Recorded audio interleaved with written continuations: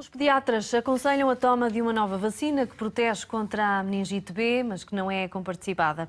Cada dose custa quase 100 euros e podem ser necessárias até 4 doses, tendo em conta a idade da criança. A meningite B é uma doença rara, mas grave, pode ser fatal em 5% dos casos, deixar sequelas neurológicas ou causar perda da audição, alterações cognitivas, cicatrizes cutâneas e amputações. Desde a introdução da vacina para a meningite C no Plano Nacional de Vacinação, a ocorrência deste tipo de meningite diminuiu e a B passou a ser mais frequente no nosso país. Atinge principalmente os bebés até 1 ano e, logo a seguir, as crianças até aos 4 anos. A Direção-Geral de Saúde ainda está a avaliar se a vacina se adequa à bactéria que circula em Portugal, por isso a taxa de eficácia no nosso país não é conhecida. A Sociedade Portuguesa de Pediatria diz que a vacina é segura e aconselha a toma. Está connosco em estúdio a pediatra Vânia Mesquita Machado. Bom dia, obrigada por estar connosco. Esta vacina deveria fazer parte do Plano Nacional de Vacinação, no vosso entender? Não é sobre esta vacina que nós vamos falar. Esta é a nova vacina. De qualquer forma, eu sei que vocês também pretendem que a vacina mais antiga, que é contra a meningite C, deveria ser incluída no Plano Nacional de Vacinação. Não, mas a vacina mais antiga é que está mais pertinente, porque o que é que se passa? Nós estamos a falar de uma vacina, portanto, a vacina que referiu é uma vacina que ainda está em estudo no nosso país, porque nós não sabemos quais são os serótipos que estão mais prevalentes. Os que é que são os serótipos? No fundo, imaginemos um calendário onde tem vários números que são dias da semana e os serótipos são realmente esses números. Portanto, as bactérias têm muitos números. Ou seja, dar esta vacina sem estudos não significa que vá proteger as crianças de meningites.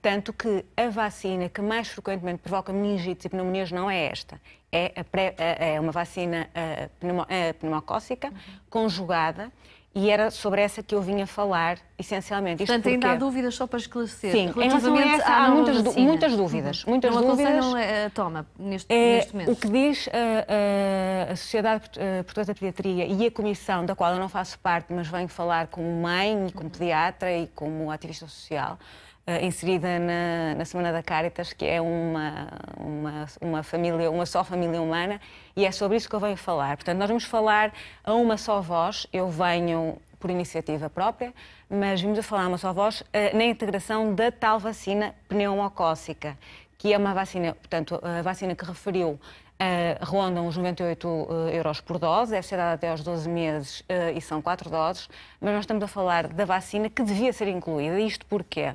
Porque a vacina pneumocócica, que é a tal que estamos a falar, protege contra as doenças mais graves e mais prevalentes em termos de mortalidade e de incidência até aos 5 anos de idade. E essa vacina, neste momento, é incluída em praticamente todos os países, tanto a nível do mundo como a nível europeu. O que é que isto significa? A OMS, em 2010, no estudo que fez referente a esta vacina, que já existia e que na altura era dada circunstancialmente, de uma forma voluntária, pelos pais que queriam proteger as suas crianças, e estamos a falar numa altura em que havia muito mais poder económico, falava-se que morriam 1 milhão de crianças no mundo por esta doença. Pronto. Esta doença protege não só das tais pneumonias e das tais meningites, que também são protegidas, como disse muito bem, pela vacina da meningite C, mas é a que previne as meningites mais frequentes e as pneumonias mais graves neste grupo etário. Portanto, estamos a falar não apenas disso, mas também daquelas crianças que têm otites de repetição, têm sinusites, têm pneumonias mais simples. Estamos a falar de um grande leque de crianças. Portanto, esta vacina é uma vacina que se chama conjugada.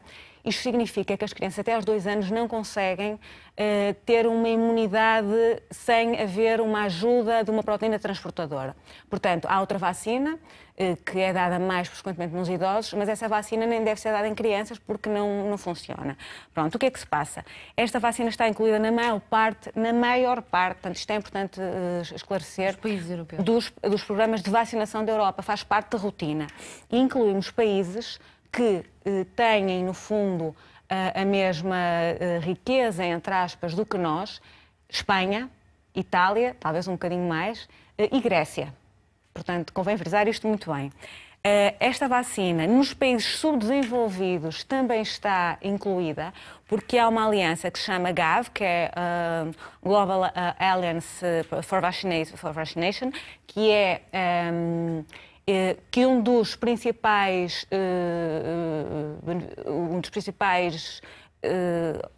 uma das principais pessoas que participa para essa vacina é o Bill Gates, para essa vacinação, e que fornece ou participa gratuitamente. E depois há vários governos mais ricos que também a dão. E o que vocês dão. defendem é que isso deveria ser aplicado também em Portugal, da mesma forma. Mas o que é que se passa? O que se passa é que a injustiça nesta situação é muito flagrante. Porquê? Porque há alguns municípios que comparticipam da vacina.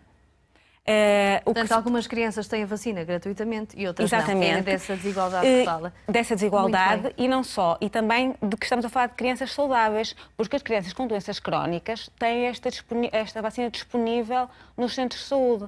O que se passa é que os bebés, até ao ano de vida, portanto, alargando até aos 2 anos, são fisiologicamente imaturos no seu sistema imunitário, ou seja, estão indefesos. Estão indefesos e são os principais reservatórios da bactéria, ou seja, pode haver crianças saudáveis, bebés saudáveis, que os transportam na nasofaringe e que não têm a doença, mas passam aos outros. E o que é que se passa também? É que, numa altura em que circulam os vírus da gripe, os vírus da bronquiolite, e em que as crianças estão em ambientes fechados, como são as creches, isso vai aumentar a disseminação da vacina. Portanto, o que se passa também é que o facto de haver uma altura em que esta vacina foi dada foi distribuída muito amplamente porque os pais teriam mais poder económico, de repente acontece que muitos deles, o programa ficou interrompido.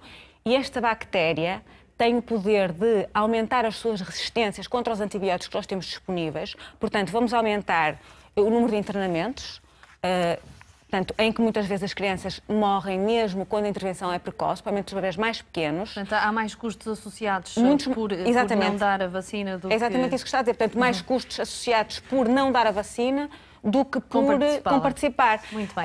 Em termos portanto, o que se passava antigamente e quando não se falou na inclusão desta vacina no plano vacinal, é que nós na altura tínhamos quase uma cobertura de grupo. O que é uma cobertura de grupo? É um efeito de rebanho. Se a maior parte dos pais vacinarem... Muito bem. Vânia, teríamos muito para conversar, mas terminou mesmo o nosso tempo. Okay. De qualquer forma, muito obrigada pelos seus esclarecimentos. Posso acrescentar só uma nota?